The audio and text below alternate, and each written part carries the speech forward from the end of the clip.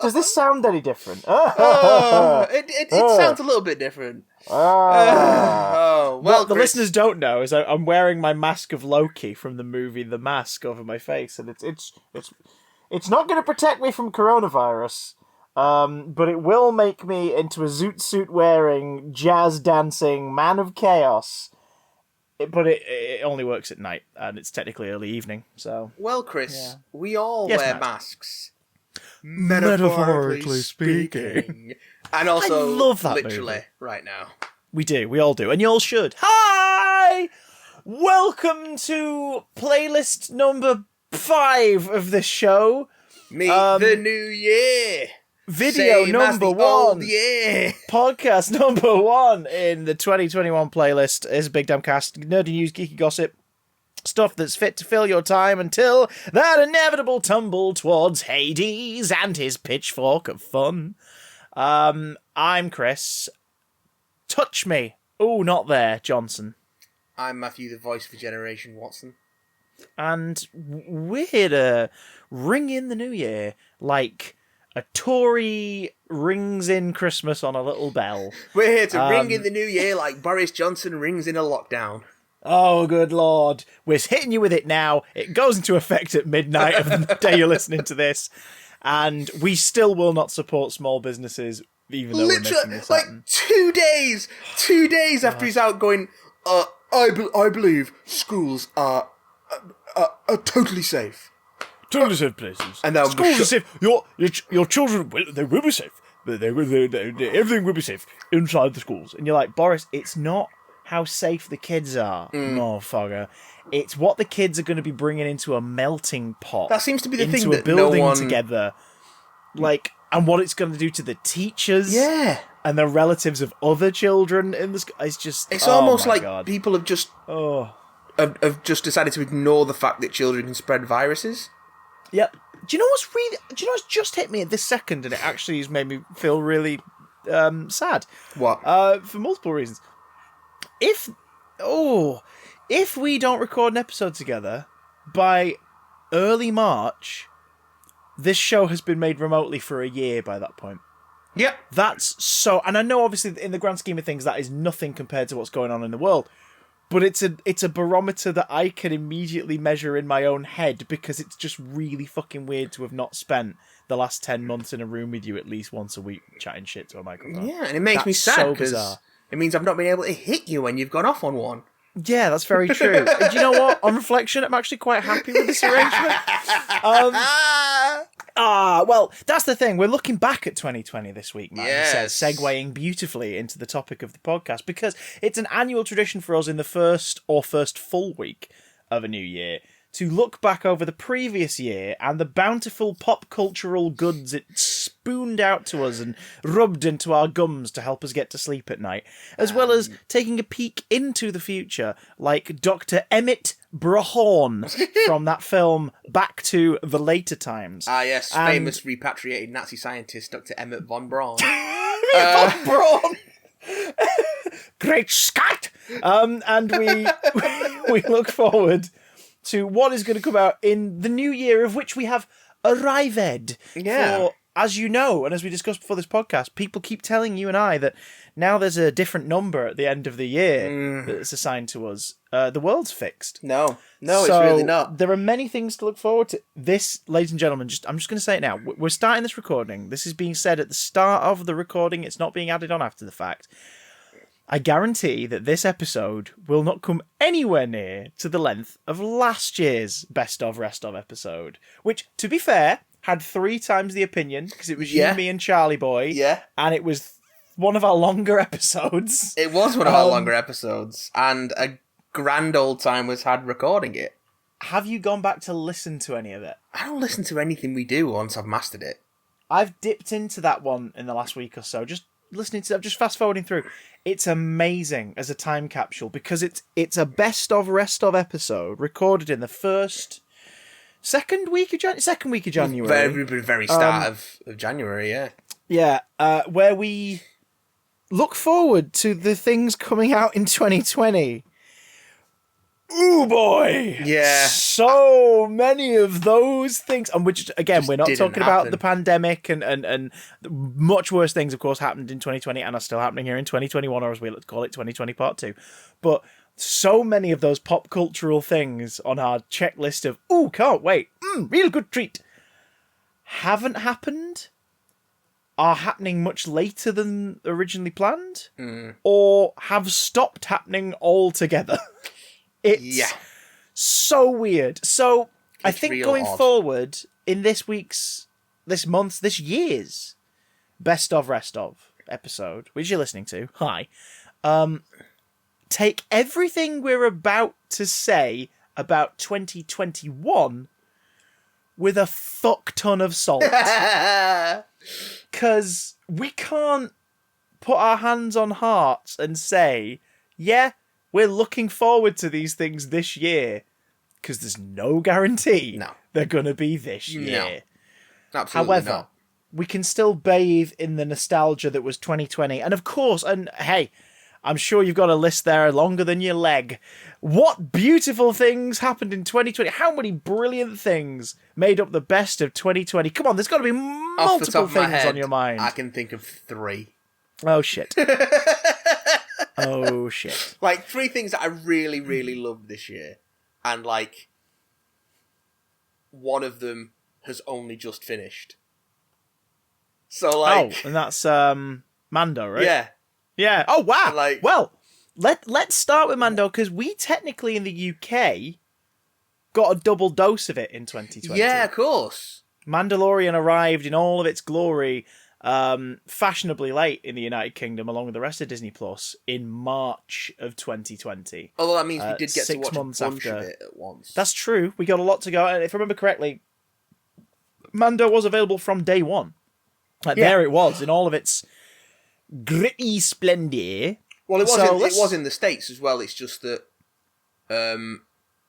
episode 1 was available on day 1 in the States, whereas by the time it came over here, the whole thing was up, which was nice. Oh yeah, well they ended 2019 and went into 2020 with Mando flowing through their veins, but we had to wait for that thing, which was kind of cool because it was this collective exercise of a whole country going, yeah, we'll avoid spoilers. Let's do it.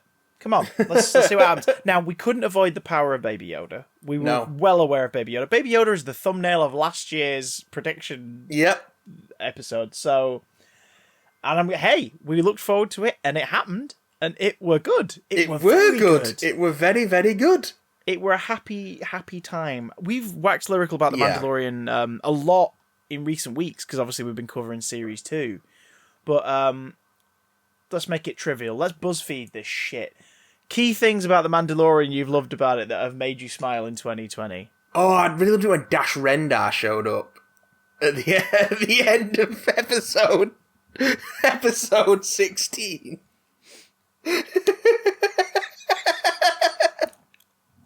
The fuck? What? Oh, I remember that surprise cameo by Mara Jade. Oh, Jesus Christ. No, she was there. She was in the X-Wing waiting for Luke to get back. Right, She's like, come on, cool. husband, let's go. So yeah, have you met my cool space girlfriend, Mara Jade? Oh, she's so cool because she's a bad guy turned good guy. Oh no, She's she a lives bad in girl. Space Canada. You're not gonna meet She her. lives in Space Canada, also known as Spanada. Hey. Yeah, Also known I as mean, legends. the Pedro Pascal outpouring of love that has only continued to get stronger as 2020 has gone on. That kind of started in 2020 with Mando. I enjoy it because the dude is very talented. So it's kind of nice because it means that hopefully, thanks to this show, we're going to see more of him in more things. Well, we already have this thing. year. Well, we haven't specifically because we haven't had Wonder Woman 84, but he's also... We haven't had 2019's Wonder Woman 1984. Yeah. And by the sound of it, that's a thing that I don't know how to feel about. So Yeah, I've heard very mixed things about it, so... I can't wait to legally rent it and give it money because this industry's in the shit and it'd be hypocritical of me to pirate it. Yeah. So... But if all goes according to plan, this next year is going to be a real bumper crop for movies because we've got a lot of stuff that's been put back. And even if most of the stuff that's been put back goes direct to streaming, that's a lot of like tentpole stuff coming in 1 year. Yeah. Many things. But we'll get to 21. We'll get to 2021 as I take a bite out of this mini roll. Yeah, you take a bite out of that mini roll. So yeah, I think Mando just continued to be a joyful thing of like a thing that is loved by all because it's made by people who love the thing that they're making. Stormtroopers are bad at aiming, and this show talked about that by making a lovely joke during a tense moment at the start of its 8th episode. The world fell into hate over the series' greatest villain, that Stormtrooper that punched the bag he was in episode 8. Yeah. Bested only by Giancarlo Esposito being an utter twat to little Baby Yoda. Giancarlo Esposito being the best. He's always the MVP when he shows up, so... He also seems to have embraced the fact that people want to see him as a villain. Well, it's a different kind of villain as well, because you see him as Gus in Breaking Bad, and it's very restrained and menacing, whereas this is proper mustache-twirly villain. I think he's really hamming it up. I think the next Far Cry game where he's playing out the antagonist of it is going to sort of sit in the middle between the two. It looks like they're going for, he's playing the cartel leader who is very out and out a villain, but is still sort of holding it close to the chest. So it's going to be interesting because we're going to have this Esposito cinematic universe of bad guys to draw from at some point. Enter the Esposito-verse, as we will call it, inevitably. But yeah, Mando's given us some brilliant things. It's given us some gorgeous new aliens, a mix of film-worthy practical and visual effects that have just expanded the Star Wars universe. It's realised that Star Wars is successful to its fan base when it does what Star Wars has always done, which is be stupidly small and insular. So it's decided to go, hey, if this is the toy box, if this is the sandbox, and it's actually only this big in terms of what we're allowed to do, we're going to pick a specific person and they're just going to journey around the damn sandbox. Yeah. And then you get a healthy mix of nostalgia and familiarity, but mostly through things that haven't been seen in the films before. Yeah, fan service on all levels. And also about 17 spin-offs to come. Yeah, TBC how that ends up turning out. Let's be honest, TBC. I'm optimistic, but we shall see. We shall see later this year, in fact, with at least one of them. So. Oh yeah. But again, we'll get to that. Mando was. What else? On Disney Plus, we can continue the Disney Plus theme because we also got Soul this year, which I thought was really excellent. Have you seen Soul yet? Not yet. We were going to watch it a couple of nights ago, but we instead watched Superman: Man of Tomorrow because I'd bought it and not watched it yet. So fair. That was good.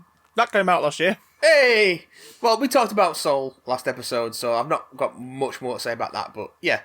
I think if you've got Disney Plus, give it a watch. I think Disney Plus as a topic. 2020 gave the UK Disney Plus, and it has proved to be, in the words of Homer Simpson with regards to television, teacher, mother, and secret lover in 2020. It helped us all get through a lot. In fact, best of 2020, can we just shout out streaming services? They helped so freaking much this year as an option for pop culture. Yeah, I mean, they saved a lot of stuff from not being seen. Which is... And just as human beings, it meant that, hey, you're trapped indoors, great. Although you know those countless series that you've not watched but added to your list? Yeah. Now is the time. And that sort of, it's helped keep people, regardless of their effect on the industry, it's helped keep a lot of people going this year. Well, I think the thing for me that I found with streaming services is that I've not been as invested as much in new stuff, but I've gone back to a lot of old stuff for comfort. Comfort eating, food. But for visuals for the mind. Yes. Your brain is a stomach, and Netflix, It is. Disney Plus, Amazon Prime, et al. Are a tasty buffet. A tasty buffet. Of juicy, salty, savoury, crispy treats. Treat holes. But there were some movies that I actually saw in the cinema. That's true. In 2020. And to start off our cinematic roundup, because it's, boys and girls, it's a big one. Let's take a quick peek at what are officially, as of this month, the highest grossing films of 2020. This is I wonder how many of them I've actually seen. Well, keep in mind, the previous year, you had films like Avengers Endgame and whatnot crossing the billion domestic gross and foreign gross and everything. Like, crossing well bloody over. No film gets that close this year. No, I wouldn't have thought so. Because you only really had till the first week of March for things to actually make any money.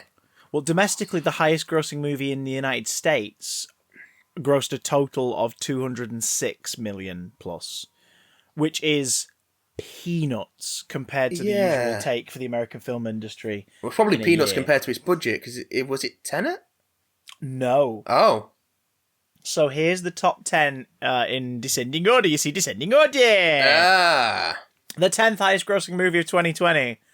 Keeping in mind, this was a year where we were going to see Fast and Furious 9. We were going to have Wonder Woman in cinemas. Black Widow and Eternals was scheduled. We had Dune coming out. We had all these big tent poles, as well as, of course, just like star projects that would have had leading actors that people would have gone out to see their films, etc., etc., etc.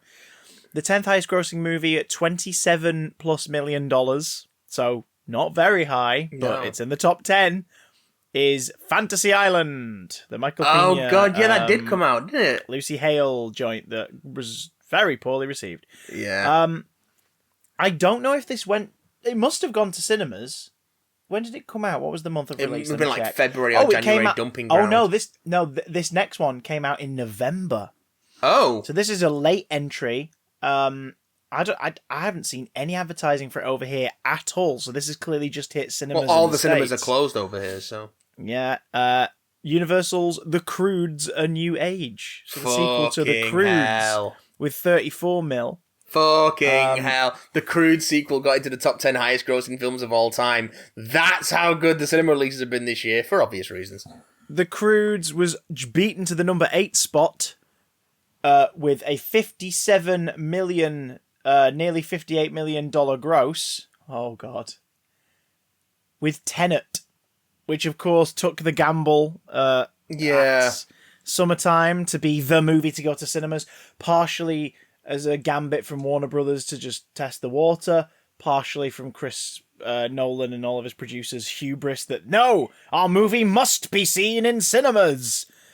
Well, how'd that work out for you guys when you only just made back a quarter of your budget, and that's not counting the marketing on top of that? So you're looking at like an eighth of its budget was made back in domestic gross in the States. Yes, it came out in parts of Europe and the UK in cinemas, and now it is on home video, so it's going to be making returns now. Yes, I've been seeing many copies of it. Yeah. Not many people buying them, though. So just before Tier 3 became Tier 4 for us, my brother went to my... because he was bubbling with my mum and her husband, and he went round and watched Tenet at theirs. Oh, yeah. Like, I went round for tea and whatnot and watched Tenet. Because Tier 3 bubble rules are fucking confusing everybody. But yeah, as soon as Tier 4 kicked in, it was like, right, I guess we're all not seeing each other again. Bye! And now we're in lockdown. But they went round to theirs, and he said at the end of it, they had to look up 2 YouTube videos to explain what the fuck the movie actually was about. I think there's been an interview with Robert Pattinson knocking around where he's like, yeah, I went through huge chunks of that shoot not knowing what was going on. Yeah. Like, not understanding it at all. Yeah. Yeah. Yep. And that guy made The Lighthouse, so, you know. Yeah, like, which also came out this year. Yeah. But it's not in the top 10, because at number 7, Disney's first entry with 61 mil is Onward. Disney Pixar joint. Yeah, which was a February release, I believe. End of January, beginning of February. Yeah, I did see this in the cinema. It was the last big release before cinemas started to close. Yes. It entered its second week as cinemas around the world started to shut their doors. Yeah. And moved to Disney Plus not too long after. Like a month later, as basically Disney going, we're never going to make back the full return on this, so let's put it on home streaming, and then people stuck at home will go, oh, yeah, we didn't get to see that. Oh, it's on Disney Plus. Yeah, we'll throw $6.99 at it and watch the film. That'll be great. Let's do it. So I think it paid off. It was well worth doing because it's really good. 20th Century Studios, The Call of the Wild. That was this past year. Oh, wow. In February, with Harrison Ford and a CGI dog. That is the 6th highest grossing movie at $62 million. Completely forgot about that. Universal's sleeper hit, low budget success, The Invisible Man. That was really good. At number 5, that's 70 million domestic gross in the United States. Yeah, that was really good. Critical Bomb and Darling of No One, Doolittle, is in 4th place. At 77 plus million. Fucking Doolittle came out this year. Jesus Christ. Would you like to guess in no particular order the top 3 highest grossing movies domestically in the United States for 2020? Keeping in mind that it clearly would have been, without a shadow of a fucking doubt, Wonder Woman, Tenet, Dune, Black Widow, The Eternals would have been in this bracket. Yeah. In the alternate 2020 where things didn't fall apart because of inept governments and selfish pricks. Came out. They are all, if you want a clue, they are all January and February releases. Jesus. So they're all the highest grossing by default because they came out in the months where people were still going to the cinema. Which is hilarious because, of course, January and February are seen as the months where films are sent to die. Yeah. Because after Christmas, people aren't going out all the time to watch films. So the fact that all the top 3 came out during the first 2 months of the year is phenomenal. I'll give you one other clue. Yeah. One of them is a Valentine's Day movie. Its release was on Valentine's Day in the United States. Is it Valentine's Day? No. No. But that would explain why people were maybe going to the cinema. Although, maybe that's not why they went to see it. Maybe it wasn't because it was a romantic film. Maybe it's because it was a hellish curiosity. What? What was it? The top 3 movies domestically in the United States for 2020, highest grossing films of 2020 by default in a pandemic world. Yeah. Number 3, a favourite of ours, Birds of Prey, with 84 million. Yes. So a DCEU movie gets in the top 3 highest grossing films for the year. Well done. Congratulations. And a good one at that. Yeah. And a good one, and that's something that they can never take away from Birds of Prey, which I'm happy about. And if they try, I'll fucking cut them. Female writers, female director, female ensemble cast. Yep. Yes, now. Yes, please. At number 2, Valentine's Day Spectacular with 146 plus million domestic gross. So, 60 million more than Birds of Prey. Paramount's Sonic the Hedgehog. Oh! I totally saw that in the cinema as well with Charlie. We all laughed at the CGI fuck-ups and the creepy teeth, but my God, it paid off for these guys. It paid off for them in the weird, warped world of 2020. Like, a more empty, vacuous movie than there was. Yeah, and beating that with another 60 plus million on top of it was the January 17th release, Bad Boys for Life.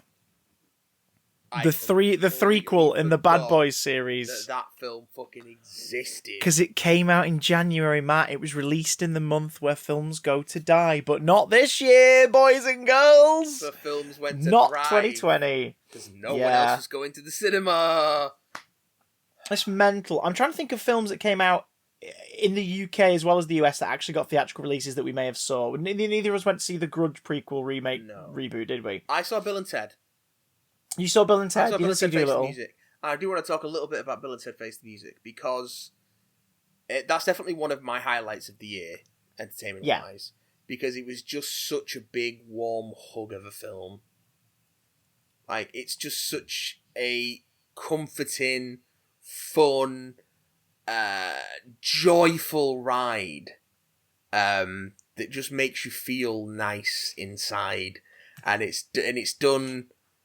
You know, it's a very warm comedy without a shred of cynicism about it, and just good feelings all round. Like, Alex Winter and Keanu Reeves just slot into those roles like they've been butter. Like they've been buttered up and thrust back in. They just lubed up and slid right in. Like it was. It's like the gap between this and Bogus Journey might as well not exist. And just great. It just made me feel so happy at a time of the year when I was so anxious. So if you've not seen Bill and Ted Face the Music, it is well worth tracking down. Just because it'll just make you feel nice, and there is a subplot with they do a take on the sort of emotionless kill machine robot assassin, which is piss funny, and I will say no more than that. I appreciate that. I think we're just going to be buying it and binging the trilogy. I think that's the way we're going at the moment. It's well worth it. It's very, very, very good.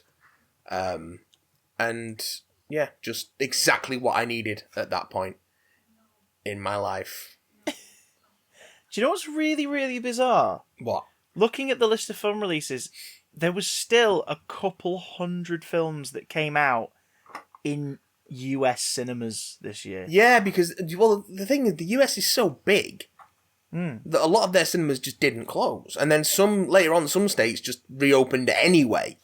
Yeah. So it's a real fucking weird one. It seems to be mostly central, not Central America, but like Central North America that have done it. Like the East and West Coast seem to have battened down the hatches and gone, nope. I mean, Broadway closed in March? Yeah. And then announced later in the year that they definitely are not opening till at least mid-2021, decision pending. It's just not feasible. Yeah. So, your New Yorks and your LAs and stuff went, yeah, no, that people are going to die, so we're gonna keep this stuff closed. Like Hollywood, the land of movies, closed its doors to exhibiting their wares, and yet other parts of America got to watch Antebellum and Artemis Fowl on limited screenings. I totally wanted to see Antebellum, actually. I should look that up. And SpongeBob the movie, Sponge on the Run, got a brief theatrical release, and it's just like, why are you all luring families out to cinemas right now? What is wrong with you? Please stop. Capitalism! Capitalism! Do you know what else came out in 2020? What? Videogurms! Oh! Now... Oh, no! Videogurms, Murphy. And, many, in fact, over the course of the year. Garm journalism.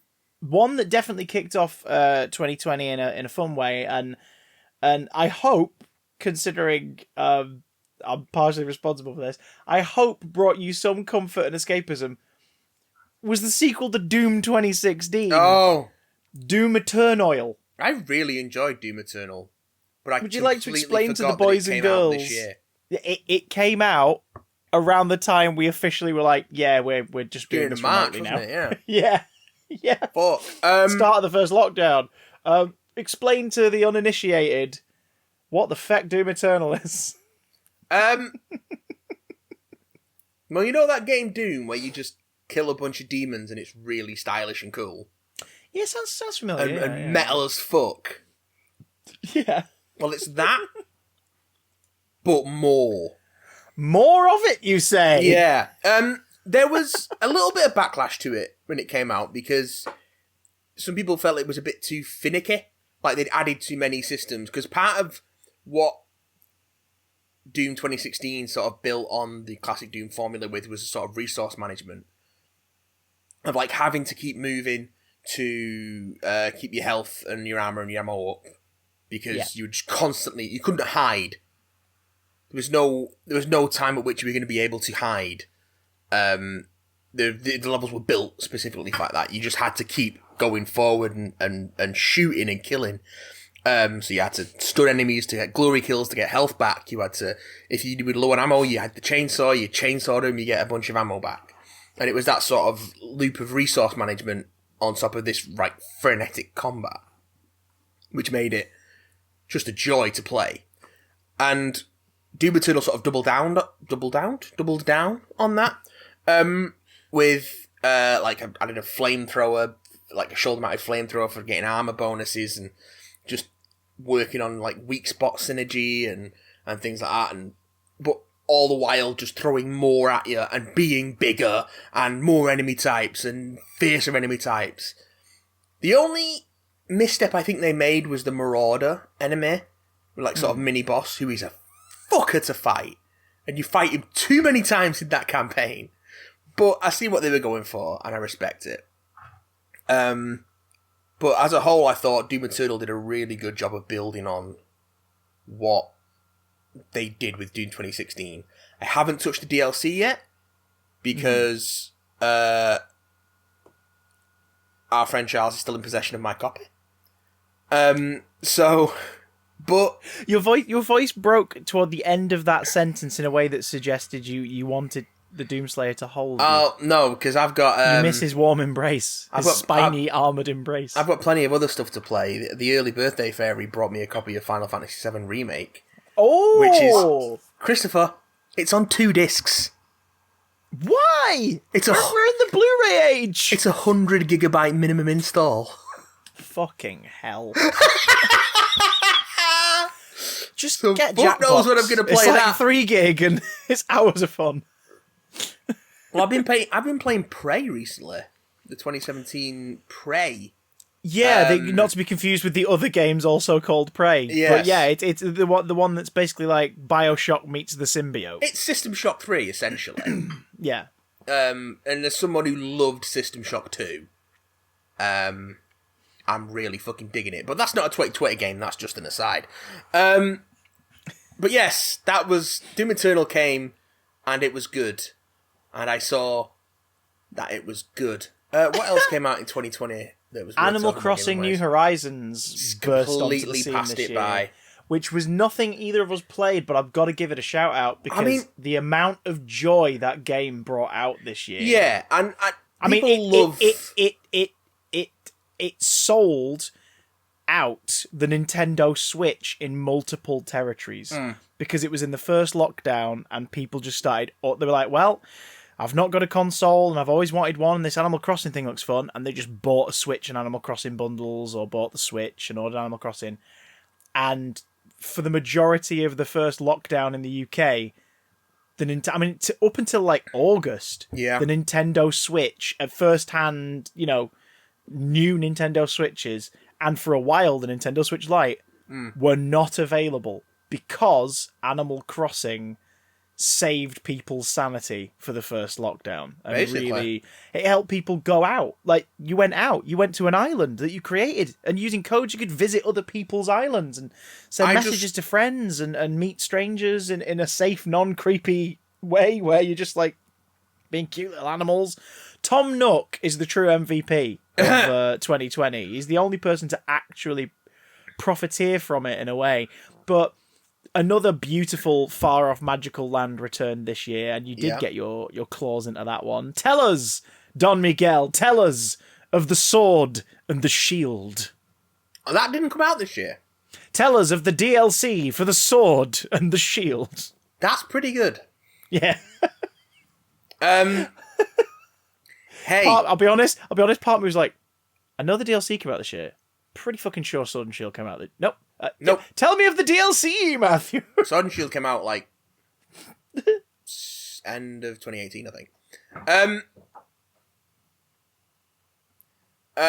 So he's blown away by the mere thought of Surfetched. You like Pokemon? Yes. It's more of that. What? What is this witchcraft? It's a pair of new big areas to explore. They bring loads of old Pokemon back. They had a couple of new legendaries. Mm-hmm. It's Pokemon. It's good Pokemon. I don't know what more you want from me at this point. It's 2020. Pokemon? More Pokemon. If you know if you like Pokemon or not, and if you like Pokemon, the Sword and Shield DLC, it's pretty good.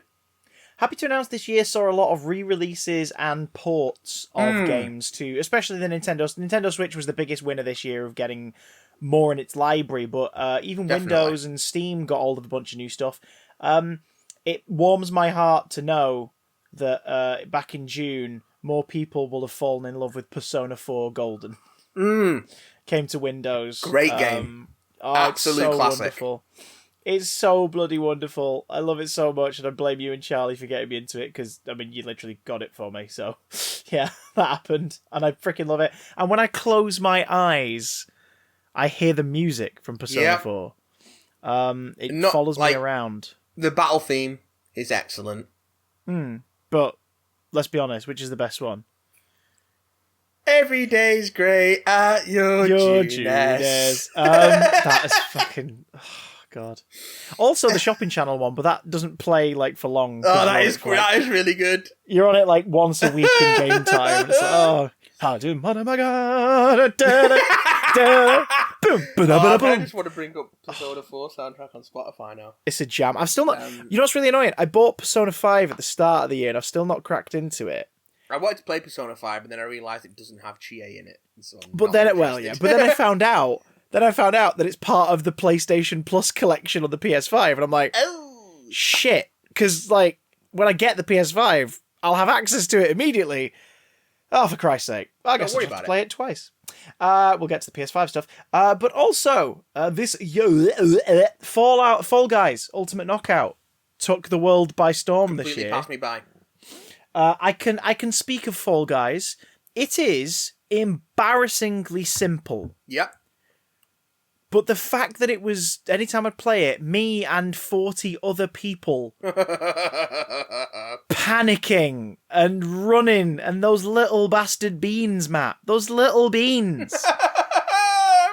It was one of the most addictive things to come out this year. And because of its simplicity, it's bullshit.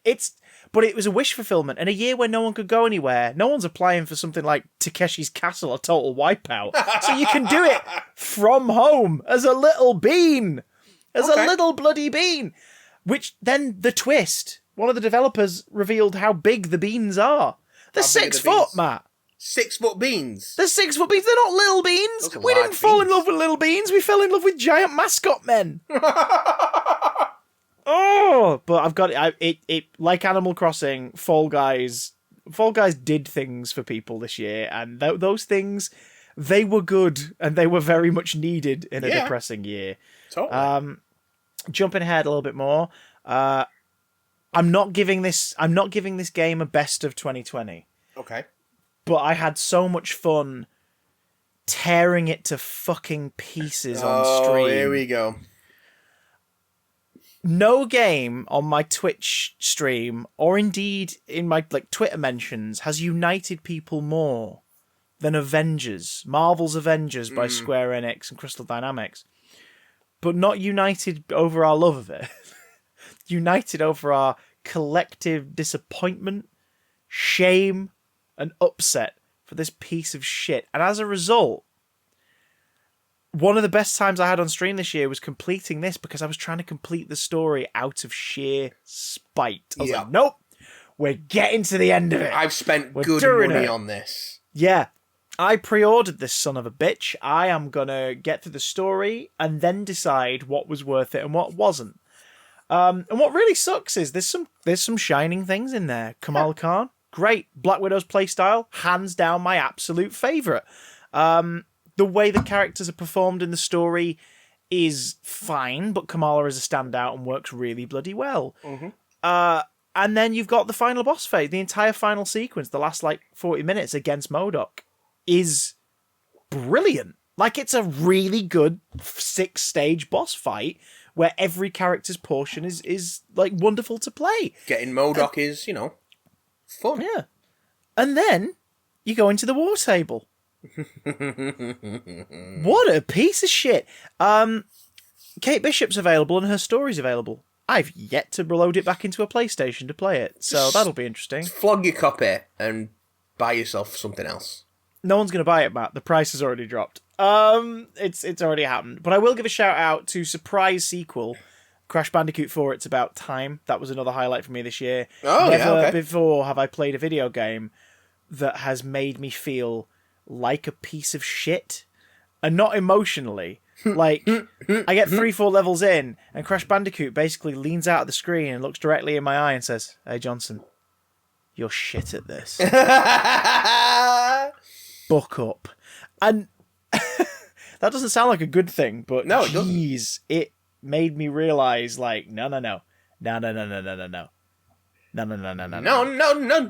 way. Batman. I have to crack on with this.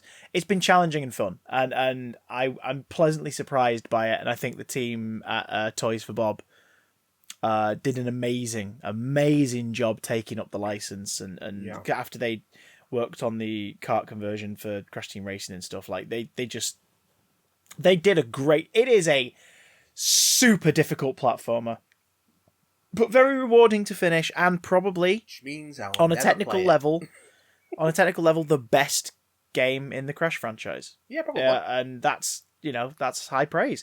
My recommendation, if anyone's curious as to what I'm talking about and how much it is somehow a highlight of 2020, but also a bitch to play, go watch Kadikarus's video on it, where he tries to get everything, the Platinum Trophy in the PS Store, in the PS Network, but also every Platinum Gem, Hidden Gem, old school Crash style. It's a phenomenal piece of work and worth the release of the game alone. As far as video games go, before we close off video games, there's one I definitely want to bring up. Yeah. Which is a PS4, PS5 cross. Yep. I played it on 4, but there are folks out there playing it on the 5. I know what this is. And you've been witnessing it in your own home as well, which is... Already witnessed it.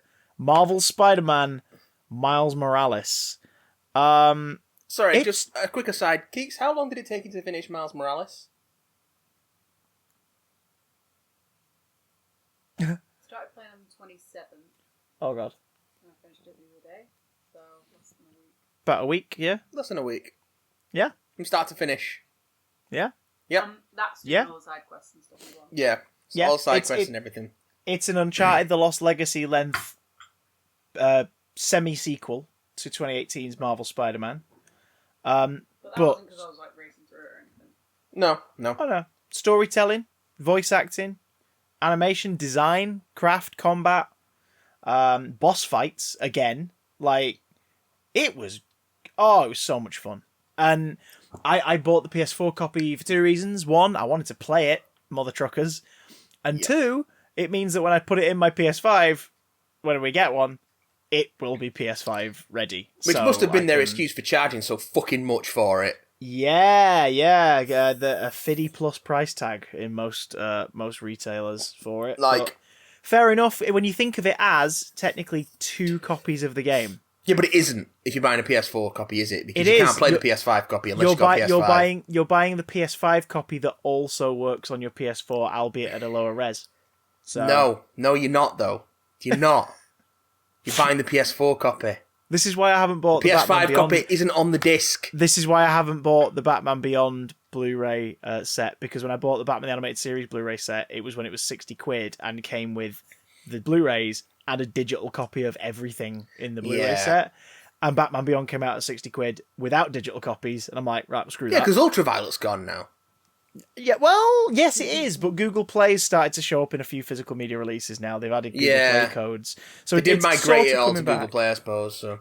Yeah, which is hilarious because I started doing that with all my Ultraviolet stuff last year.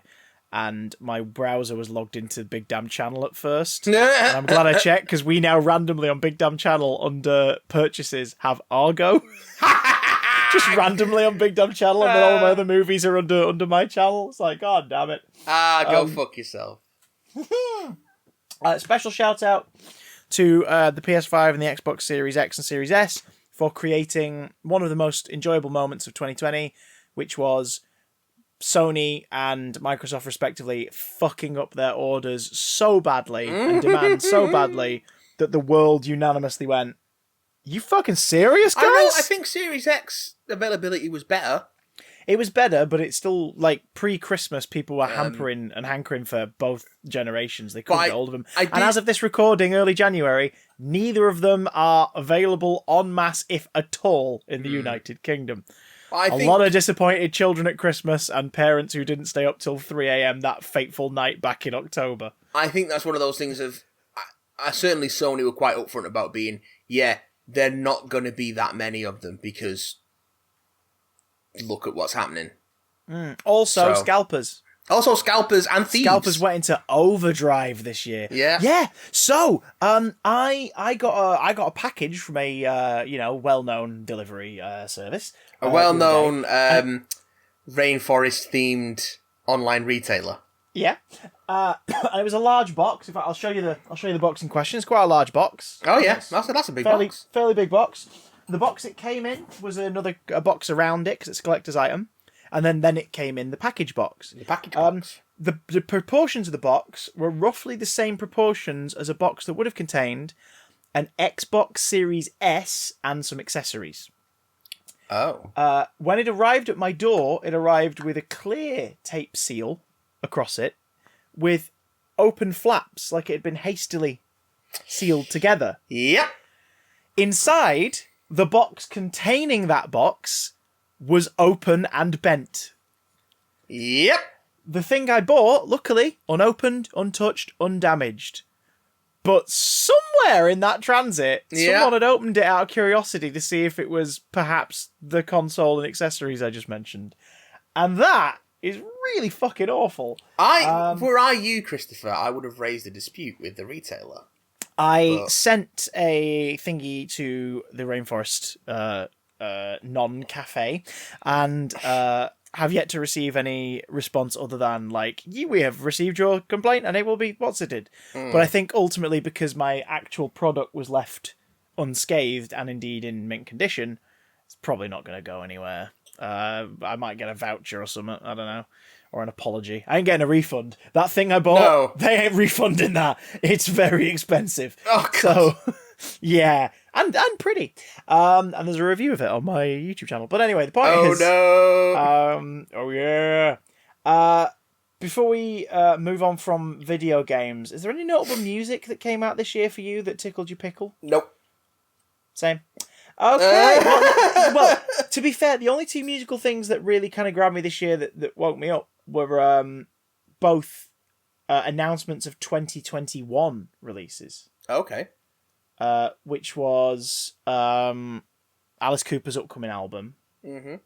And the other day, just before the year ended, Ghost having wrapped up their current quote-unquote story arc in their tour at the start of the year, put out a nameless ghoul, aka Tobias Vaughan, not in his role as Papa Emeritus the Fourth, former Cardinal Copia.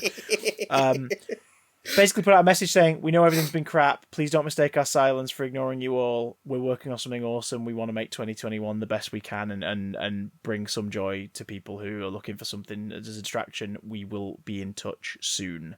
And so also, we've been busy suing this vodka company, so... Oh, well, that's been taking up our time. Yeah, Linkin Park reformed this year to work on a project. Interesting. Yeah, we don't know exactly what it is yet, but bassist Dave Farrell said that they're working on new music. And She Couldn't, a track that was originally recorded in 1999, came out back in August, a version of it, which is going to be included, or has already been included, I've not actually seen the UK distribution, on a 20th anniversary edition of Hybrid Theory. So they're at least producing together. Yes. I think it's very likely they're probably going to finish up stuff that they were working on. I'd imagine Chester there's Bennington, bits of passed away. Chester stuff that they've not used. Similar to what Queen ended up doing with some of Freddie's stuff towards the end. Yeah. System of a Down also confirmed this year that they are making new music. They released a track. Actually happening, and they released some, but specifically for charity. Yeah. All the proceeds are going to charities. The thing that has united them again and actually made... Because they've got together like 5 years ago. They got back together 5 years ago, and they've just toured and done festivals. And every time they've been asked, are you doing new music? Are you going to do a new album? Because their last album was the double album Mesmerise and Hypnotise back in 2005. They've basically... Each band member's given a different response every time. But the common denominator is they can't click anymore writing. They keep falling out over ideas, but they love playing together and doing their catalogue. Which you can tell when you listen to the new track. They don't click over ideas anymore. Yeah, but this is at least a sign that maybe now they've stretched their limbs a bit. We might actually get some new music from them, like, properly. Who knows? Honestly, I think they peaked with Toxicity. Like, Hypnotise and Mesmerise is one album's worth of ideas stretched over 2. Yeah, I'm an apologist though, because that's when I fell in love with them, and also I'm one of those weirdos that likes Chili Peppers Stadium Arcadium. So again, half an album's worth of good ideas stretched out over 2. As far as music in 2020 goes, the biggest winner of 2020 was WAP. Anyway, for just causing up so much of a stir and a confusion and a controversy and related to that though, love and wonderment. Not related to WAP, but related to music. Should I bring a bucket and a mop? Can we talk about Hamilton? Oh fuck yeah, yeah! File this under Disney Plus and music, folks. Yeah, Hamilton became available to people who don't have hundreds of dollars in their back pocket. Available to people who are not rich. Yeah, or not able to sit there on the lottery afternoon waiting for a ticket draw. Yeah. Hamilton came to Disney Plus, and as a result, went straight back into the Spotify charts and the album charts and the iTunes charts, because people were visiting and revisiting and revisiting that album and the mixtape alike. Yep. I was putting off seeing anything from it until I could see it on stage. But when this year happened and the Disney Plus version became available, again, a year early, it was going to be a 2021 limited theatrical release, and they got it finished. Well, it was already finished. I guess they just did whatever they needed to do, and they put it out early. They flipped the switch. Yeah, and so I went, yep, sod it, I'm watching it. I get the hype, man. I fucking fell in love with it. It's spectacular. And also, aside from the show itself, the production of the film version is also a great example of how to shoot a stage show for theatrical distribution. Or home release, yeah. So I hope that after this pandemic, we'll see a rise in that being done, because it just makes the show more accessible. And I don't think you're eating your audience. Yeah, some musical theatre can adapt well to, the film format. Some can do that and belong there. Like, I love Little Shop of Horrors, but I wouldn't say the film loses anything. I'd say the film is but even like the take, filmed versions of the stage show, I think don't necessarily, because I know that there's a sort of the idea that it's gonna consume our own audience because but then they're not going to come and see the stage show. It's like, it's not, because they're different feelings, and also you get the show out to more people, which increases its cultural cachet, which makes the theatre as a whole more accessible, which I suppose is what some people don't want, because there's definitely an elitist bent to some of that stuff. But how many people were able to see Hamilton because it was on Disney Plus that would never have been able to see it on stage? And who now, as a result, may go, do you know what? Next time it does come up, we're going to put some money aside. Yeah. We're going to try and get a ticket. And we don't care where we sit. We just want to see it. Yeah. And be there, be in the room where it happened. You know, it's and it gets like concert films. If you you know, we've got like Rammstein, we've got a bunch of their live gigs on Blu-ray. Yeah. That's not going to stop Lou from going to the Rammstein gig that she's bought tickets for. Do you know what I mean? She still wants to seeing see it recorded in the room is and be not there. the same as seeing it live. So I hope that people are going to sort of understand that you're not cannibalizing your own audience by doing that. So I hope that leads to more of that. But yeah, Hamilton, it's incredible. Let's talk about TV. Starting with the British television, Doctor Who Series 12 opened up the year. Spyfall kicked off 2020. It was mostly pretty good. I dug Series 12. Yeah. I think I liked it more than Series 11 on the whole. I still think Series 11 contains the best of this era so far. But Series 12 gave us some beautiful stuff. It gave us Sacha Dhawan's Master. Yes. It gave us Segun Akinola's incredible score developing even further. Yeah. It gave us a Shard, the lone Cyberman. It gave us Cyber Time Lords, which is the most extra thing I've ever seen. And it gave us Joe Martin's incarnation of the Doctor. Yeah, it did. Which is a fucking excellent addition to the show. Yeah. So big ups to Doctor Who Series 12 for kicking the year off right. Brief spoiler-free thoughts on Revolution of the Daleks, the New Year's special that came out technically in 2021, so we won't go into it. But yeah, I enjoyed it. It was. Yeah, I watched it on New Year's Day. It was fine. The more I think about it, the more I dislike it. I'm struggling to have any strong opinion about it whatsoever. There was enough blockbuster fuzz on that initial viewing that I was like, yeah, I came out of that having fun. I had a good time. On reflection, I'm like, was Doctor Who always this cheesy and I just didn't have... and I've just lost my taste for it? Or is this even cheesier than normal? It's this era's tone. Like, it's very odd. Some of the dialogue and gags were just like, oh. Chibnall handles his monsters really well in his era. Yeah. Especially the classic ones and how he revisits them. Resolution and this one furthered how scary the Daleks actually can be by picking one element of them. Specifically in Resolution, the Dalek mutant and what the mutant is capable of. Yeah.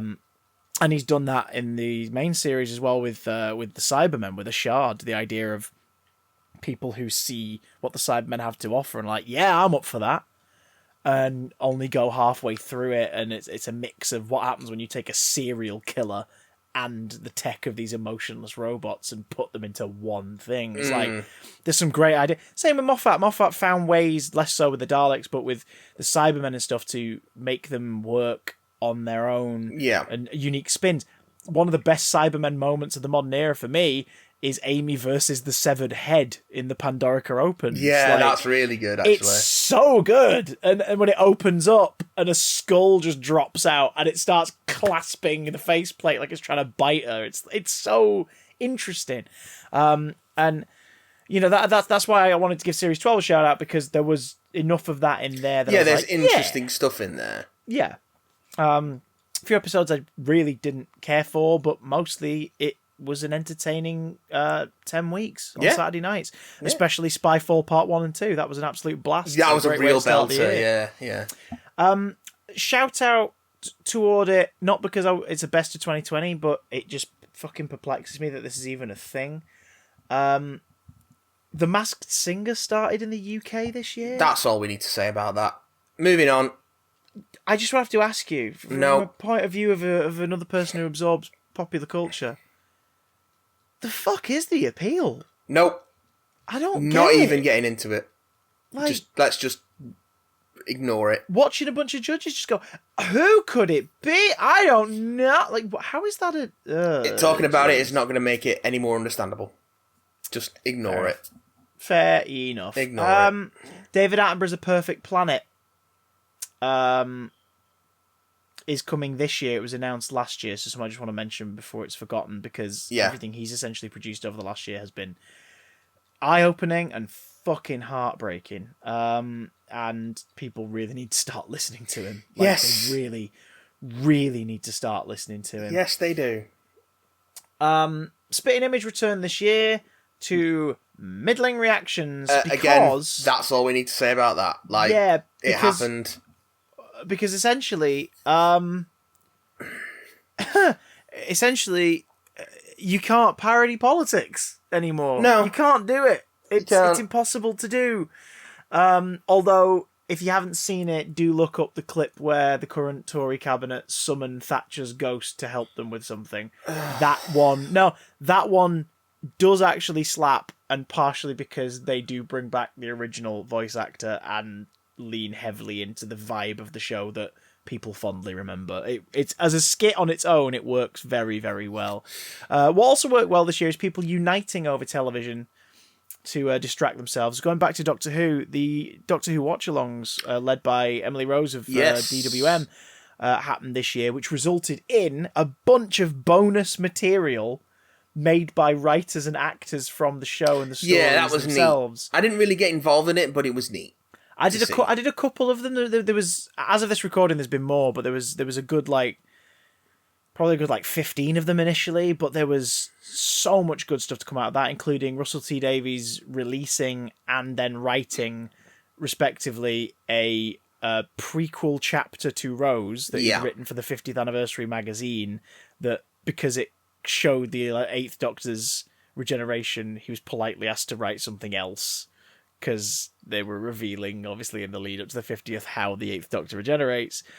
But he released it as a prequel chapter to the target novel for Rose, and then released an epilogue chapter to the target novel, which suggests what the Nestine consciousness did next, and that's great. Oh, They did a New Earth watch-along, I think it was, where it was New Earth and Gridlock, and... Again, Russell wrote a sequel with the actress who played Novice Haim reprising her role to talk about Novice Haim's final days as she's passing away, and all the people that take care of her in her last days and make it as peaceful and quiet as possible. And then she gets one last visitor who is voice acted by the actor reprising the role in a surprise little cheeky bit of Doctors getting involved in the watch-along stuff. There was a lot of great stuff to come out of that, including previous showrunners and whatnot, Moffat and T. Davis and whatnot, writing short stories for the 13th Doctor on the Doctor Who website to sort of tie into it, and that sort of stuff was fun. Who brought a lot of comfort this year, even when it wasn't on air, which was quite nice. Yeah. What else came out this year? I'm just trying to scroll through on the British TV.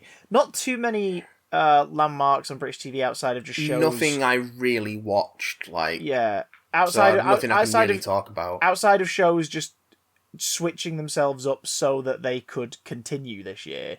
A lot of places made that work, and kudos to them. Fair enough. As far as American television, don't know about you. I've barely watched any new American shows, but I've been glued to American news. I've not watched any new American stuff, I don't think. I started on Lovecraft Country and then just fell off it, because the thing that I've found hardest about this year is taking joy in anything. Yeah. So my media consumption has been actually pretty low, despite having nothing but time. Well, I understand that. For me, it's been a weird comfort keeping an eye on American news, because no matter how bad shit got over here in terms of the political side of stuff, it's been weirdly comforting to see that we haven't been dealing with the worst. I know, we're still. I send love to our American listeners, but thank you for your accidental reassurance to me and my brain. I think things could be more complicated. I've not enjoyed that Schadenfreude as much, just because I don't want it to serve as too much of a distraction from the shit show that's been going down here. Yeah. But yeah, I can see why that would be amusing. I'm a nasty man. I'm a nasty woman. I'm a nasty woman. I'm a nasty girl. There's some nasty stuff been going on. So I'm a nasty girl. I'm not going to sing that song. But should we talk about what's coming? Okay. Because I've got nothing else to talk about. What the fuck is coming? What's coming? What's coming out, Matt? All the stuff What is coming? should have been coming out this year, for one thing. Again, everyone, take it with a fucking fistful of salt. These are things that, as of the recording of this podcast, are expected to or have been announced to be coming out in 2021. So things that I'm particularly looking forward to in 2021, however they end up being released. The meteorite that's going to wipe us all out. Dune. Yes. Yes. Oh, God, yes. I'm not on board with Denis HBO Max Villeneuve kicking up a fuss about it not being released in cinemas. Oh, no. Not him. Not another Nolan. Oh, yeah, he's kicking up a fuss about it. For God's sake. Do you know what? I'm so annoyed. I'm going to crack open this cake selection box and I'm going to eat a Cadbury's Rose cake bar out of annoyance. Very nice. He's just like, oh, yeah, it's not going to be successful if it doesn't come out in cinemas, the film's going to fail. It's like... There's more important things in releasing that film in cinemas. Is how you feel, Mr. Villeneuve? Okay, just can we put the release back then to 2024? Do you want to do that? Yeah. Do you want to do that? Well, no. Right. Well, shut up. It's going to streaming and rental. Just get it out there. Fuck you. Recoup some money on it. If people like it enough and stream it enough, there's more chance that it'll make a sequel rather than the sort of sunk cost of holding on to this finished film. And like then I've that's said going to before, delay. And all these things that come into streaming, just give them limited theatrical runs. Yeah. When it's safe, and people who will have watched it at home will definitely go, yeah, I love that film. Go on, let's go watch it. What? Black Widow's out for that one weekend. Let's go. Let's go do it. It's 2023. We can go to the cinema now. Let's go watch it in a cinema. Yeah. Yeah, I would be more than happy if Black Widow didn't come to the cinema. If it just came to Disney Plus. I don't know if I'd pay the Premier Access for it, but I'd probably wait. But and we've got a bumper crop of MCU stuff coming this year. We've got Black Widow, which was supposed to be this year, which was last year. Sorry, we've got the Eternals, which was supposed to be last this year. Year just gone. And between them, we're getting Shang-Chi and the Legend of the Ten Rings, and possibly Spider-Man 3. Possibly. Yeah. They're filming it right now. So yeah. And who knows what that's going to be, because the rumours coming out of that thing are... fucking disastrous. Oof. We shall see. So yeah, I'm excited for the MCU stuff. Really excited for the MCU TV this year, though. Because at the end of this week, by the time this podcast is out, I think the day after this podcast comes out, the first episode of WandaVision comes out. I think about a week off. January 15th. Yeah, about a week off. Oh, yeah. Yeah, I'm a week off. This comes out on January the 7th. Yes. No, I'm thinking a week ahead. It's because it's the end of my week off. That's why it's when it's out. Yeah. So what a way to finish your week off. Hey. So I think that's going to replace the sort of Saturday morning event for me and Keeks that we had with The Mandalorian. It's going to be WandaVision. And then you don't have to wait long after WandaVision finishes. To get Falcon and the Winter Soldier. Yeah, which again, just interesting to see how these characters shake out outside of the films, with more room to breathe, with the stuff that Disney have been doing with their TV.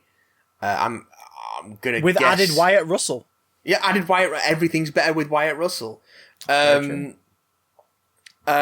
you're looking for a really stupid Christmas movie, The Christmas Chronicles 2 is on Netflix. If you want to see, this is a sentence I'm about to say.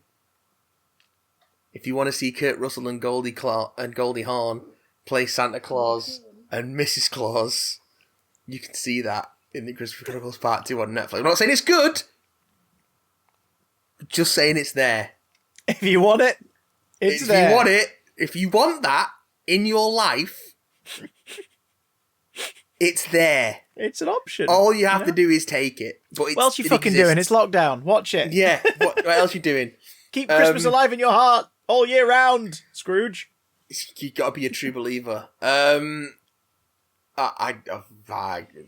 We should talk about those movies at some point someday, but now it's fair not time. Loki rolls out shortly after that too. They're just fucking wild. What's out after that? Sorry. Loki rolls out shortly after Falcon and Winter Soldier as well, based on projections. Yes, of course. So we've got 3 big shows coming this year as well. So it's going to be there's a lot of really good stuff, potentially really good stuff that I'm looking forward to on Disney Plus with that. I think also this year we're getting Star. So that's the... Yes, sort of that's hitting Disney Plus. So we're getting a bunch of new Fox programs stuff. Available through Disney Plus's new arm. But that's I don't think there's any new stuff for that this year. I think it's going to be archive stuff. I think What We Do in the Shadows is aiming for a late 2021 third season release. Oh, so that might come to there instead of BBC over here, maybe. Yeah, or both. Could come to both. They are an exclusive agreement in the UK, I guess. Also, we'll be capping the year off with the Book of Boba Fett. He says, rubbing his Mandalorian tits. I'm wearing a Boba Fett hoodie. Mandalorian chest, Mandalorian queerus. My T pose mask is prepped and ready. That's horrifying. Thank you. So yeah, that's something to look forward to, because fuck me, more Tamura Morrison in that role is not a bad thing whatsoever. Nope.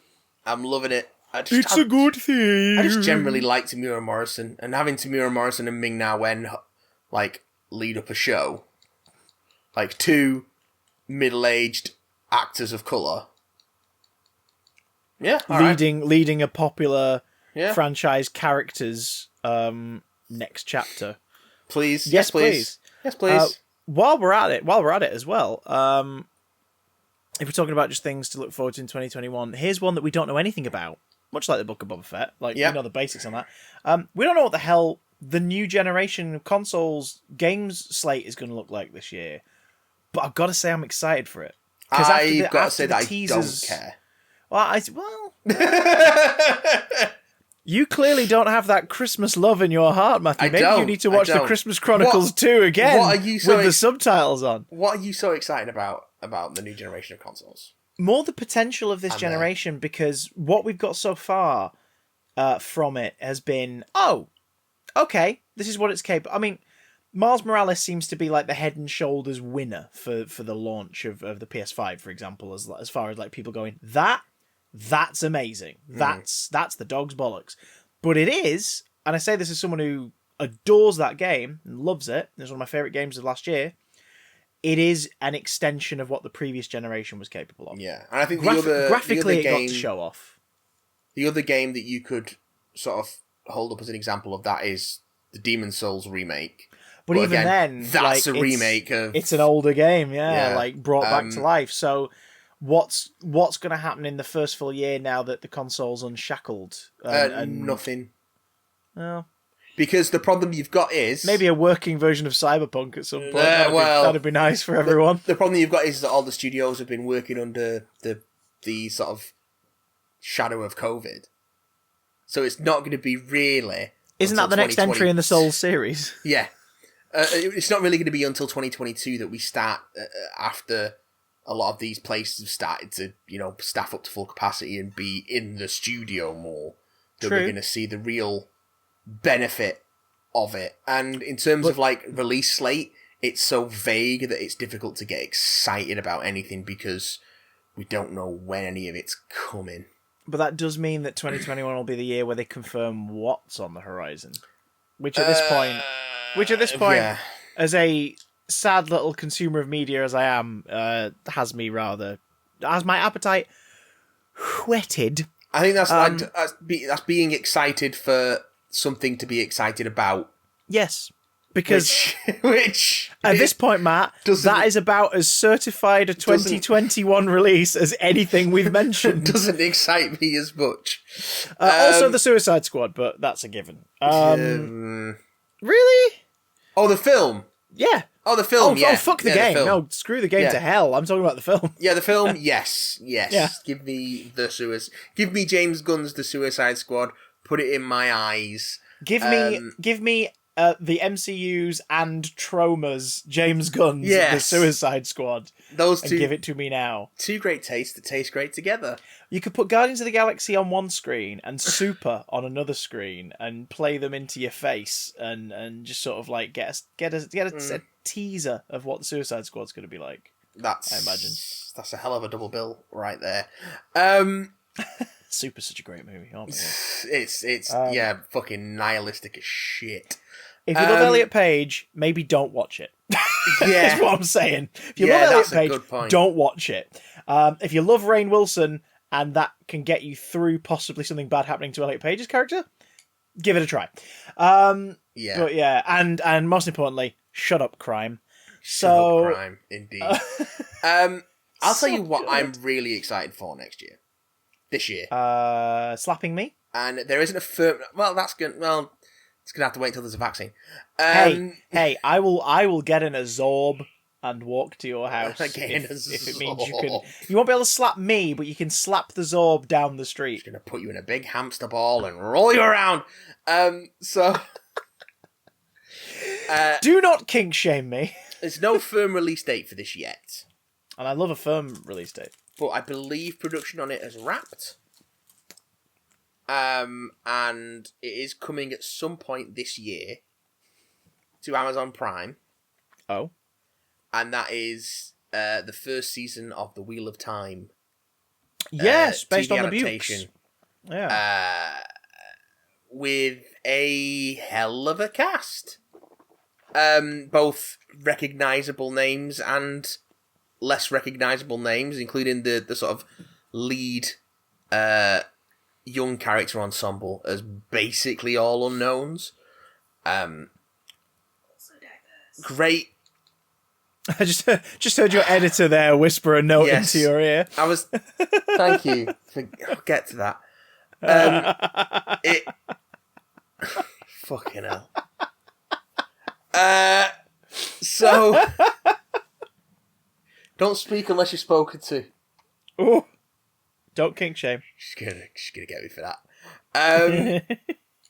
So for those who don't know, The Wheel of a Time is an epic fantasy series by the late Robert Jordan. Later volumes were also co-written by Brandon Sanderson after the death of Robert Jordan.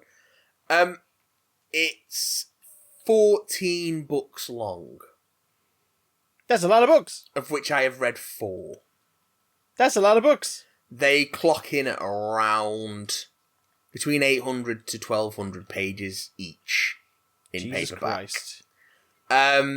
Amazon Prime have taken on the unenviable task of bringing it to screen. The basic, as basic as the plot gets, is it's a group of youngsters leave their home village to go on a grand adventure to defeat a ancient evil and dark lord and learn magic and do other things. Basically, it's a ensemble cast show that's going to be traveling across a big fantasy world. There's going to be magic. There's going to be monsters. There's going to be stupendous things. But it all starts at some point in 2021 on Amazon Prime. The big cast announcement was that Rosamund Pike is heading up the show as Moiraine, who is the sort of mysterious Aes Sedai, who's that sort of universe's magic users, who sort of kicks off the plot when she visits Emond's Field, which is the village that the main sort of ensemble cast of kids come from. Like I say, all the sort of ensemble cast of teenagers, young, unknown actors, real diverse cast. They've started teasing, really neat way actually, they started teasing the show with sort of behind the scenes-ish looks at bringing certain like iconic props to life. Mm-hmm. Like there's a sword with a heron mark on it. Then they teased that. They sort of showed that going from production sketches to the final prop. One of the characters is a gleeman, which is a sort of bard, and they showed the sort of again the evolution of from concept sketch to final prop of his guitar. His light. It's I'm really digging the book series. I'm really excited to see it come to the screen, and just to see. It's not going to be like dark, sexy Game of Thrones. It's going to be more Lord of the Rings. It's going to be, for lack of a less crass term, more unashamedly geeky. More unashamedly fantastical. Yeah. I think it's odd that Amazon Prime have got that and Lord of the Rings. But of the two, the one that I'm actually interested in is Wheel of Time. Even as a Tolkien fan, I don't see what they're going to make with a Lord of the Rings TV show that I'd be interested in. Because if it's about stuff that isn't Lord of the Rings, why is it called the Lord of the Rings? It's going to be 4 hours of Tom Bombadil distracting people. No, I do not want to visit your jungle hut and get high with you and your wife, Tom.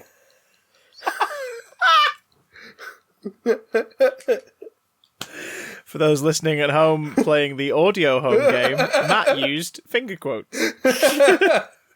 Oh, Goldberry's your wife, is she, Tom? Is that what you two are doing here? Tom? Tom? Bomb So yeah, Dill. that's actually my big thing of 2021 that I'm looking forward to, is the Wheel of Time show. Everything else can just kind of appear when it appears, and I'll make do. You'll absorb it accordingly. It'll happen when it happens. There's nothing else that I'm really, really excited about. Do you know what I'm excited about? What? Having not read them, so this could be the worst thing ever. Emails! Okay. We've received some dirty emails. Yes, one we've got that we sort of skipped over, so apologies for this. Don't apologise. Never apologise. Never look back. Never surrender. Where we're talking a little bit about Mando, but also talking a little bit more about fandom in general. This one comes in from Dan. Hey, Dan. And Dan says, it's been a while. How's it going? I have a topic that I'd like to hear you discuss. Quick spoiler warning for Mando in this email, but, we've talked about Mando already. Whilst trawling through the various LEGO groups I'm on Facebook, I saw many jokes about the Razor Crest being destroyed in The Mandalorian. I love the face you're pulling out now, Chris. I wish people could see it. I've still not seen... It's all for you, David. It's all for you. I've still not seen this show yet, but I'm not asked about spoilers. However, there were a lot of angry people leaving comments saying, too soon, and you should add a spoiler warning. And my immediate reaction was that it sucks for someone to accidentally have something spoiled like that. But then I thought, if I really cared that much about spoilers, I obviously wouldn't go on social media where I know there are people talking about it. So my question to you two, and even the viewers, is where do you stand on this issue? And have you ever had something horribly spoiled for you? I stayed away from anything Marvel related on my Instagram feed before I was going to see Infinity War, and got sent a meme by a friend that showed Bucky turning to dust, and that was a bit of a kick in the cock. Jesus! Another thing I've noticed is my attitude towards Doctor Who spoilers. In the past, I've always been eager to find out what happens, but saving it for when I see the episode. This year, though, I'm all over those set photos and talking theories for Series 13 on the Shabocast. Shameless plug. Listen to the Shabocast. It's just a great name. Really good name. It's a good name. If you've seen the photos, what are your thoughts? If not, do an impression of Alan Bennett saying, I'm a past master at the double entry. Thank you as always for keeping me sane and happy. Dan Rings. Now, I have been one who's been privy to seeing the images in question, but you cannot bring the notion of an Alan Bennett impression forward without me leaping in with both hands like Mrs. Miggins at number 16 eagerly charges into a tin of Quality Street to pick apart the green wrapper and taste the sweet nougat within. Can we just not with the whole Alan Bennett?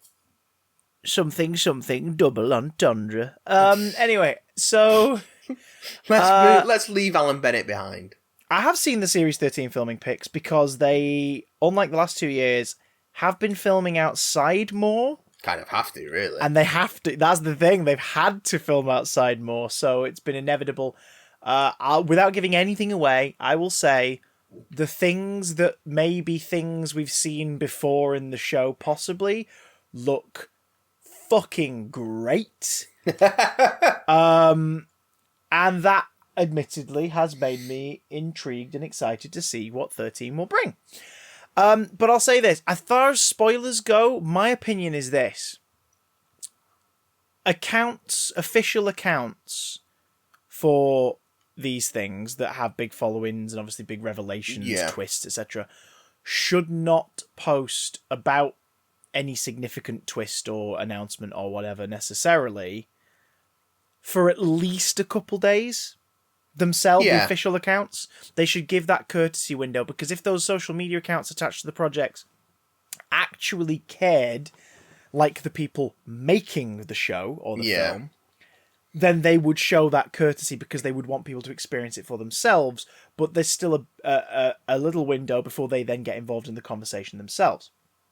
As for people posting about stuff online, I think it's just common courtesy to be vague for at least the first couple days. Or if you're on a site or such that allows it, spoiler tag. Mute keywords, mute tags, But I would just say... But when you put, like, when you're composing a post, like, if you have the option to hide spoilers, hide the spoilers when you post. Like, of course, that's going to depend on where it is you're posting, but also, it's down to individuals. And I think one thing we've all learned in 2020 is, despite there being a lot of good people in the world, there are a lot of absolute fucking shitholes. There's probably more bad than good at this point. If you want to see something that you know is going to get talked about, you kind of have to make a mental note that the day it's out, maybe for a couple of days after, you'll need to not be on Twitter. Yeah. You need to not be on Facebook.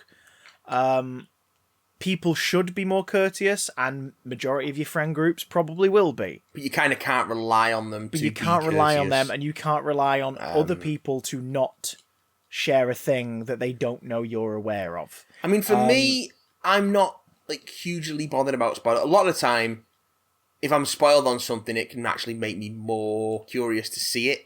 Yeah, but I think that should be your decision. But that's my approach. That's not everyone's feeling on it. If you weren't fussed about Star Trek Discovery, for example, you weren't fussed about it, but then you saw a spoiler about it that made you go, do you know what? I might actually go back and watch like this series, or I might go watch that episode. Then that's fair enough. But if say you wanted to tune into Discovery, you'd avoid social media at least on the day of. I mean, here's a great question. You and Keeks have treated Mando Series 2 as a Saturday morning cartoon. You've watched it on a Saturday morning rather than the Friday of its release. Yes. What did you do on a Friday when it came to avoiding Mando spoilers? Well, I have the kind of good grace of not being able to use social media for a good chunk of Friday anyway. Because I'm in work. But when you get home, what stopped you instinctively going, phone unlock, Twitter, oh, shit. I think I just follow decent people who don't post spoilers. I think I'm very careful when I'm scrolling through. And I'm just, if I see anything that's like, I just scroll past it. But I wasn't really spoiled on any of the big reveals. Mm-hmm. Aside from maybe, this is what Ahsoka looks like. But again, there was so much fan art of Ahsoka. Yeah, you're kind of anticipating the character's arrival, and well, it's not even that. It's just like couldn't see when it was official or just. Yeah, I'm not sure if I saw an official Ahsoka picture before I saw the episode or not, because there was just so much fan art of that. But it's like, nothing. I didn't really go out of my way to avoid spoilers. I just was like, if I saw something, it was like, this is. I'm like, okay, I don't need to read that then. I'll just move past it. Yeah. So that was kind of where I landed on it. Mute keywords, don't follow dickheads, and if you know a thing's coming out and you're going to watch it in that first couple days, just don't log in. Don't do it. Don't log in. Don't look at it. Don't do it. Don't do it! Come on! Stand back! We have got a little contribution to our best of rest of. Oh, beefy. From good old Ian. And Ian says, this email is long. 2020 was trash. So that just cuts to the chase. My top 3 films of 2020. 1, Jojo Rabbit. 2, The Lighthouse. 3, Wonder Woman 1984. Fair enough. I forgot to talk about Jojo Rabbit. Jojo Rabbit was excellent. What? Was that a 2020 release? Yeah, January. Or was it a 2020 home media release? Oh, yeah. God, for the UK, January 2020. Yeah. God, that's true. Excellent film. If you haven't seen Jojo Rabbit, go and see Jojo Rabbit. immediately. It is just stupendous. The Lighthouse is fucking weird, but if you like that weird stuff, go for it. You'll enjoy it. I haven't seen Wonder Woman 1984. How did you watch 1984, Ian? You naughty boy. Ian has cinema connections, so of course, based on his area, he may have got to see a screening. So, honorary mentions. Onward, Birds of Prey, or the Fantabulous Emancipation of One Harley Quinn. Sorry, New Mutants didn't make the cut, but I'd rather rewatch that than most other X-Men films. Oy. Yeah, we didn't see that, did we? No, we didn't. It didn't really get a release, I don't think. No, but it's out there. It's out there now. We're going to get to it eventually. Eventually. New episode of that miniseries coming soon. Yeah, we're going to have to do that soon. Top 2021 films which might be in cinemas this year, if cinemas even exist. Free Guy. Yeah, the Ryan Reynolds video game movie. I'm intrigued. I think I'm going to hate it. I'm intrigued. I think I'm going to hate it. But it's difficult to get me with comedies. Yeah, American comedy movies are, for the most part, shit. If modern American comedy movies, we're not talking about, your Ghostbusters and your Trading Places, etc. We're talking about modern American comedy movies. If it's all pitched the way it is in the trailer, I think I'm going to hate it. Cruella, because of course everyone needs a prequel. The Suicide Squad, and Ghostbusters Afterlife. Oh my god, yes! Everyone forgot about Ghostbusters Afterlife. I think they made the right call. Early on, they just went, yeah, we're taking ourselves off the slate. Yeah. And then at some point, casually, Sony said, it's coming out in 2021. So, okay, sure. It's probably going to be crap in it. I hope it isn't. I've got a good vibe. I hope it isn't, but we'll see. Top TV shows of 2020. The Mandalorian. Yeah. Who didn't buy the Child/Baby Yoda/Grogu merch? We consume products from our Disney overlords. Technically, they shouldn't really win, but as the UK got both series in 2020, it counts. This is the way. The Good Place Season 4? Even though... Yeah, that wraps up this year, doesn't it? Even though we were, maybe still are, in The Bad Place in 2020, just like The Mandalorian, I was very tearful watching the finale to this show. It was fucking brilliant. I didn't watch it. Keeks watched it, enjoyed it very much. What We Do in the Shadows Season 2. Of course this was this year. Oh, yes. Thank you, Charlie, for reminding me this show aired while listening to Best of 2019, Rest of 2020. Finest moments of Season 2 have to be the whole Jackie Daytona episode with Mark Hamill. Jackie Daytona. Regular human bartender. Regular human bartender. Oh, brilliant. And the orgy, the witches' coven. Yes. Yeah. And the sort of reveal that Laszlo has probably slept with every European dark-haired woman in the world. And Nando. As one does. Hello, Judith. As one does. Rick and Morty. Obviously, how is he supposed to tell them apart from Nadja? Obviously. Rick and Morty Season 4 Part 2. Yeah, the UK received that like a bundle at the start of the year, didn't it? Mainly because of Never Ricking Morty, a.k.a. the Story Train episode. Love the balls to the wall craziness, back to parodies, return to form for latter Season 4. And also Harley Quinn, Season 1. Yeah, got its UK release this year. Still no news on when the UK's getting Season 2. The rights are probably all up in the fucking ether because all of over HBO the place. Max. Like The Mandalorian, the first series technically aired in the UK in 2020. I don't mean to be crude, but Harley Quinn's baseball bat could absolutely greet the inside of my skull. That's a reference I appreciate, you swine. Honorary mentions go to Avenue 5, which I didn't care for, but I'm glad Ian enjoyed it. Doctor Who Season 12, Hilda Season 2, and The Hollow Season 2. Yeah. 2021 TV shows I'm looking forward to. Mandalorian Season 3, which I technically don't think we're getting until 2022. I think we're getting Book of Boba Fett first, but we'll find out.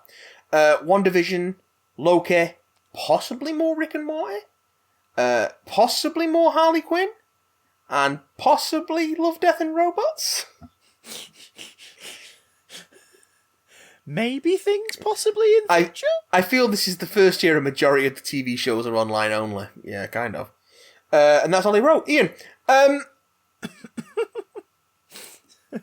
So yeah, let us know, gang, what you're looking forward to in 2021. Whether it actually ends up materialising or not, we'd like to know anyway. Yeah. You can do that, of course, at bigdamcontact@gmail.com, or you can tweet us at bigdamcast. We'll be here again, same time next week. Same back channel, or wherever it is. If you might listen on different formats. The day after this comes out on audio, Adventures in Backlogging will be starting up again on Friday evenings initially, just Fridays. I'm not sure if I'll do Mondays again as well, or if I'll do a different day. I'm trying to work it out to fit in my schedule. But Friday evenings, we'll be doing some more Adventures in Backlogging. Your adventures in Adventures in Yaklogging. So we'll be back with Kratos and Atreus this weekend. We're back to dueling God of Wars. Yes. Yay! And you will see that. You can see that over at twitch.tv/BigDamnStream. And of course, if you do find yourself in a sudden windfall and you want to send us a couple of shekels to help keep the lights on, you can do that at patreon.com/BigDamcast. We'll see you next week. Hopefully, things are going to get better soon. But until they do, we'll all be miserable together. Now, fuck off.